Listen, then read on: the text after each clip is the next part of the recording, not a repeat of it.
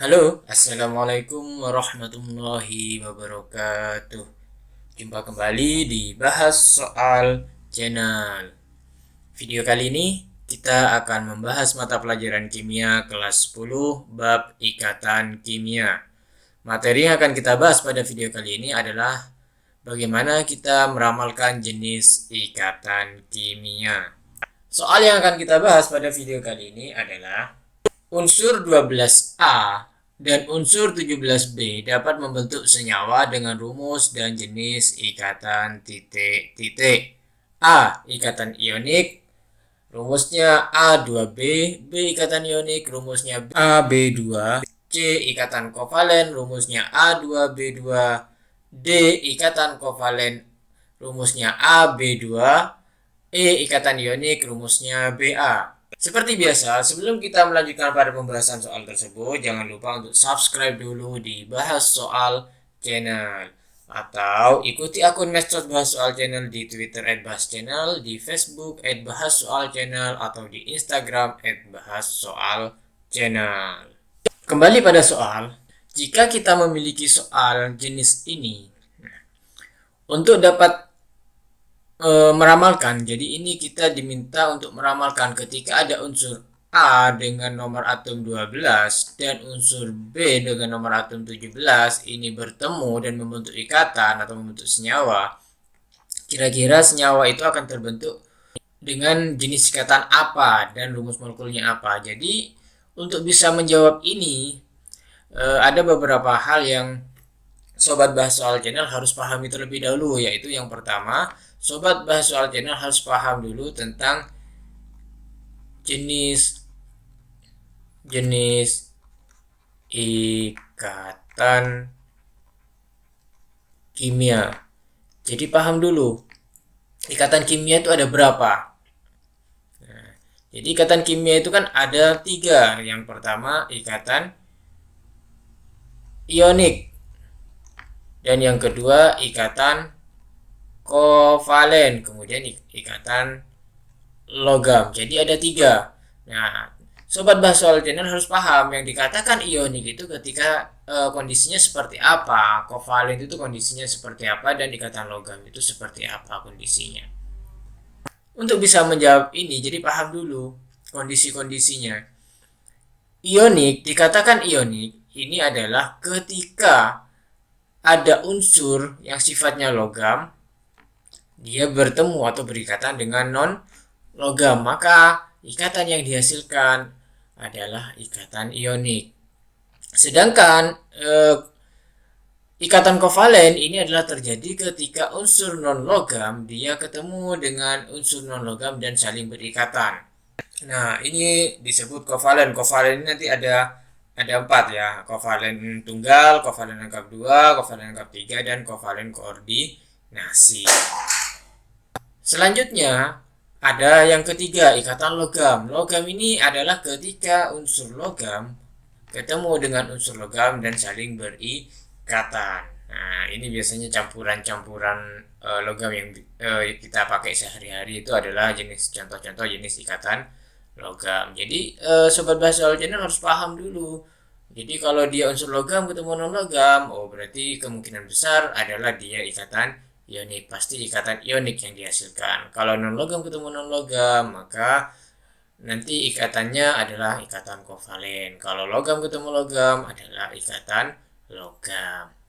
Setelah Sobat Bahas Soal Channel paham jenis-jenis ikatan ini, maka hal kedua yang harus Sobat Bahas Soal Channel pahami yaitu Sobat Bahas Soal Channel harus paham jenis unsur. Nah, karena ini ada logam non logam, maka harus paham yang mana yang logam, mana yang non logam. Unsur logam itu bisa Sobat Bahas Soal Channel hafalkan atau ingat-ingat saja. Unsur logam itu dia berada di golongan 1A, golongan 2A, dan golongan transisi. Yang golongan B semuanya adalah logam. Sedangkan sisanya adalah non logam. Dan diantaranya ada lagi unsur yang namanya metaloid, yaitu semi logam. Ini ada di golongan 3A, ada di 4A. Nah, jadi hafalkan saja. Jadi sudah tahu jenis-jenis ikatan, kita pengen tahu apakah ionik, kovalen, dan logam, maka kita harus pahami dulu dia logam atau non logam. Gimana caranya? Nah, kalau logam dia ada di 1A, 2A atau golongan transisi, sisanya adalah non logam. Jadi sobat bahasa aljanar harus bisa meramalkan letak unsur tersebut dalam sistem periodik.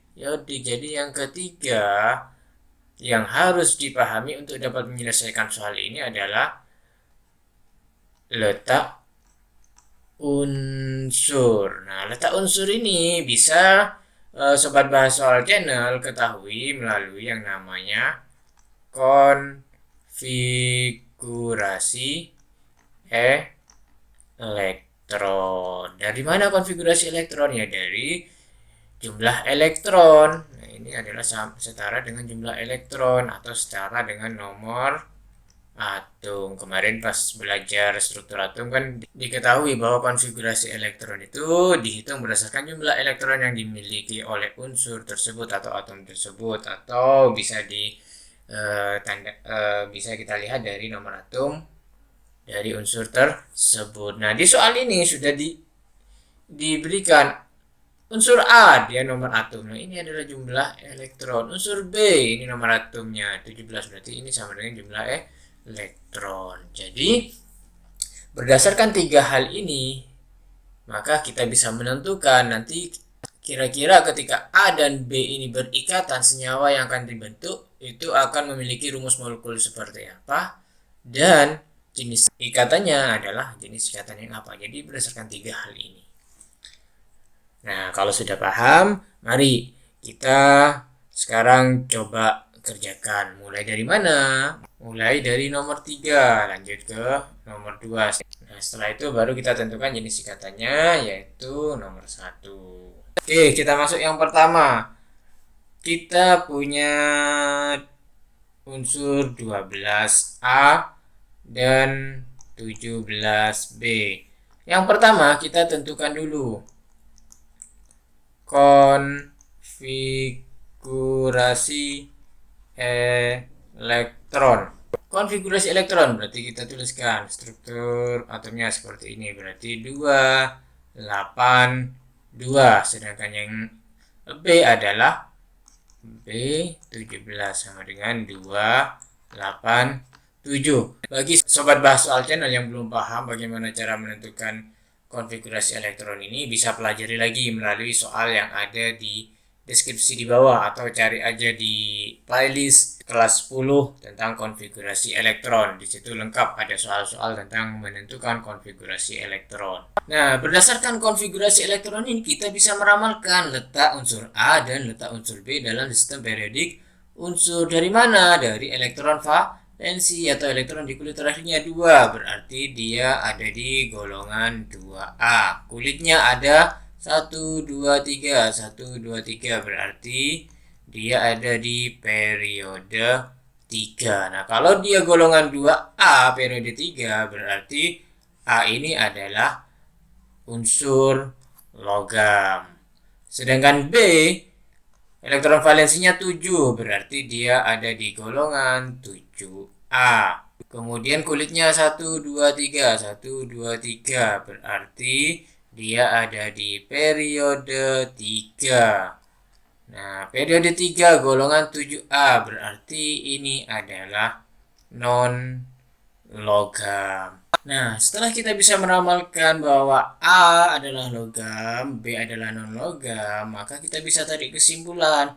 Kesimpulannya adalah ketika A direaksikan dengan B, maka senyawa yang dihasilkan adalah senyawa ionik.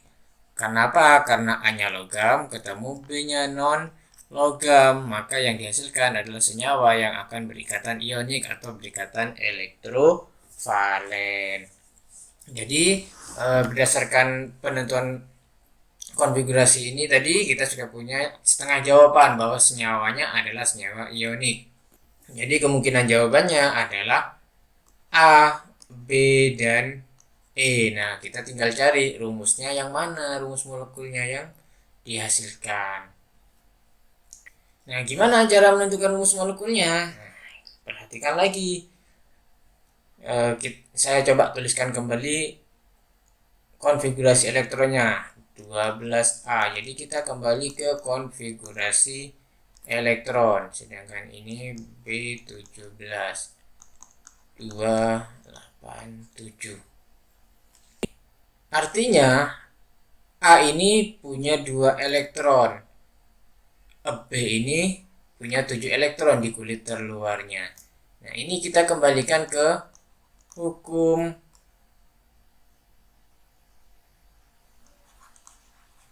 oktet dan duplet. Jadi untuk melihat kestabilannya. Jadi berdasarkan hukum oktet dan duplet, maka A ini nanti akan cenderung untuk melepas 2 elektron terluarnya. Berdasarkan hukum oktet dan duplet ini, maka bisa kita ketahui A akan cenderung melepas 2 elektron di kulit terluarnya, sehingga bisa kita notasikan dengan A plus 2. Dia akan melepas 2 elektron. Sedangkan B ini 7, maka dia cenderung untuk menerima berapa? Dia akan cenderung menerima tambahan 1 elektron, karena untuk ke stabil dengan oktet maka dia butuh 1 elektron, sehingga kulit terluarnya berisi 8. Sehingga B akan cenderung bermuatan negatif 1. Jadi cenderung untuk menerima 1 elektron, sehingga jika kita tuliskan persamaan reaksinya A plus 2 direaksikan dengan B-1, artinya A harus melepas 2 elektron di kulit terluarnya. Tapi masalahnya B hanya bisa menerima 1. Maka di sini akan menjadi A positif plus AB. Nah, seperti ini. Nah, A ini harus dilepas juga. Akhirnya dia akan menjadi A akan mengikat 1 tambahan B lagi, sehingga menjadi AB2. Jadi kalau kita tulis lengkapnya seperti ini, plus 2 plus, karena A nya mau melepas 2, B nya hanya bisa menerima 1, maka B nya harus ada 2 agar bisa menampung 2 elektron yang akan didonorkan oleh atom A, sehingga rumus molekulnya, rumus senyawa yang dihasilkan dari ikatan ini adalah AB2. Jadi seperti itu. Nah, jadi saya coba jelaskan ulang ya, biar sobat bahas soal channel lebih paham lagi. Jadi ketika A dia punya konfigurasi 282, maka dia akan cenderung untuk melepas 2 elektron di kulit terluarnya agar dia stabil dengan konfigurasi 2.8, menyerupai kestabilan unsur Na. Nah, ini kan berdasarkan hukum oktet dan duplet. Sedangkan B287, gak mungkin dia melepas 7 karena terlalu banyak energi yang dibutuhkan untuk melepas 7 elektron di kulit terluarnya. Maka dia cenderung untuk menerima dan stabil dengan konfigurasi 288, menyerupai kestabilan unsur Ar. Sehingga dia akan cenderung untuk menerima 1 elektron. Jadi ini melepas 2 elektron, ini menerima 1 elektron. Nah, karena melepas, maka notasinya adalah seperti ini. Melepas itu positif muatannya. Kalau dijadikan ion, sedangkan negatif adalah menerima atau membutuhkan. Karena membutuhkan 1, maka negatif 1. Sehingga jika kita tuliskan reaksinya A plus 2 akan direaksikan dengan B-1, maka ini muatannya kan elektronnya akan didonorkan ke B. Masalahnya B kan hanya bisa menerima 1. Sehingga ketika dipaksakan reaksi berlangsung, maka A-nya melepas 1, dan ini masih ada 1 muatan di A. Nah, kondisi ini adalah kondisi yang tidak stabil, sehingga A akan cenderung untuk segera melepaskan elektron yang tersisa, yaitu dengan cara memanggil atau memberikan kembali pada satu atom B yang lain. Sehingga di sini untuk membentuk senyawa yang stabil maka A membutuhkan 2 atom B. Nah, kalau kita tuliskan singkatnya, A positif 2 akan mendonorkan kepada B, karena B-nya hanya 1 maka B-nya di sini yang dibutuhkan 2. Karena 2 maka A-nya 1, B-nya 2. Ingat, bukan B2A. Ini salah. Kenapa? Karena logam harus ditulis terlebih dahulu, baru unsur non logam. Jadi yang reaktif, yang aktif dulu, yang reaktif dulu yang ditulis di depan, baru yang unsur non reaktif baru ditulis di belakangnya. Jadi semakin reaktif unsur itu maka dia akan cenderung ada di depan. Jadi logam-logam yang umumnya lebih reaktif daripada non-logam akan cenderung berada di depan penulisannya unsurnya. Jadi rumusnya yang benar adalah AB2. Mari kita cek di soal. Nah, dari ketiga jawaban yang ada ini antara A, B, dan E, maka jawaban yang benar adalah B, yaitu dia ikatan ionik, rumus molekulnya AB2. Seperti itu. Nah, bagaimana? Gampang kan? Untuk meramalkan jenis ikatan dan rumus senyawa yang dihasilkan pada bab ikatan kimia. Jadi, seperti itu penjelasannya. Jika dirasa dari penjelasan tadi masih ada yang belum dipahami, silakan sobat bahas soal channel tuliskan di kolom komentar untuk kita diskusikan. Jadi demikian penjelasan terkait bagaimana cara menyelesaikan soal tersebut. Jika pembahasan tadi dirasa bermanfaat, jangan lupa untuk like, share, dan subscribe. Sampai jumpa di pembahasan soal-soal berikutnya hanya di Bahas Soal Channel.